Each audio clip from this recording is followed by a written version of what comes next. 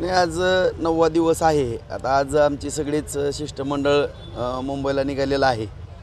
कारण आज माननीय पंतप्रधान साहेबांचा दौरा वर्ध्याला होता, त्यामुळं आज जाणार होते, परंतु कोणी भेटणार नाही म्हणून आजच्याऐवजी उद्या तिथं मुंबईला पोचतील, सर्वांनाच भेटतील आणि त्यांच्या भेटी झाल्यानंतर मग आमची पुढची दिशा काय आहे ते आम्ही ठरवू.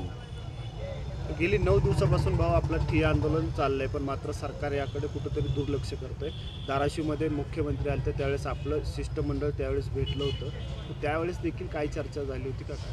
त्यांनाही निवेदन दिलेलं आहे, समक्ष भेटून सगळ्यांना पत्र दिले आहेत, विरोधी पक्षांना पण दिलेले आहे, सत्ताधाऱ्यांना पण दिलेले आहेत, सगळ्या विधानसभेच्या विधान परिषदेच्या आमदारांना दिलेले आहेत. आपल्या माध्यमांना पण माहिती आहे की जो हा आरक्षणाचा विषय की गेली 40 वर्ष झालं हा असाच विषय रेंगाळत पडलेला आहे आणि हा कुठंतरी पूर्णपणे संपवा या दृष्टिकोनातून 288 पैकी मी या ठिकाणी आमदार म्हणून या ठिकाणी जे ठिय्या आंदोलन केलेलं आहे.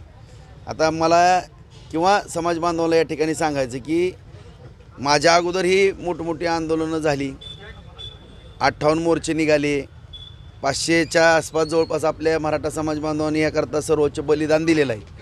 आता मी तरी एक ठिय्या आंदोलन केलेलं आहे आणि फक्त समाजामध्ये जागृती निर्माण करण्याचा मी एक खारीचा वाटा म्हणून या ठिकाणी प्रयत्न करत आहेत. त्याला या ठिकाणी उद्याही आणखीन काही निवेदनं देऊन पुढं काय आणखीन त्याच्यातनं आश्वासन मिळतं आहे का किंवा काय पुढं ह्याच्या बाबतीमध्ये काय कारवाई होती का हे पाहू आणि त्यानंतर आमची आणखीन पुढची दिशा काय असेल ती ठरवू. भाऊ आज गेली 9वा दिवस आहे आंदोलनाचा, ह्यापेक्षाही आपलं तीव्र आंदोलन पुढील काळात होईल? नाही, आता 58 मोर्चे निघाले, तीव्र आंदोलन म्हणजे काय? आता कोणाला तीव्र आंदोलन करताना ज्या गोष्टीसाठी आपण लढतो, आरक्षण मिळावं, शिक्षणाची सोय व्हावी, मुलांना नोकऱ्या लागाव्या आणि त्यांच्यावरतीच उद्या गुन्हे वगैरे दाखल जर होणार असतील तर मग ते आंदोलन करण्यात ह्याच्या बाबतीमध्ये आणखीनही ज्या अभ्यासक आहेत त्या अभ्यासकांचं मार्गदर्शन घेऊन आपल्याला काय करता येईल ह्याच्या बाबतीमध्ये.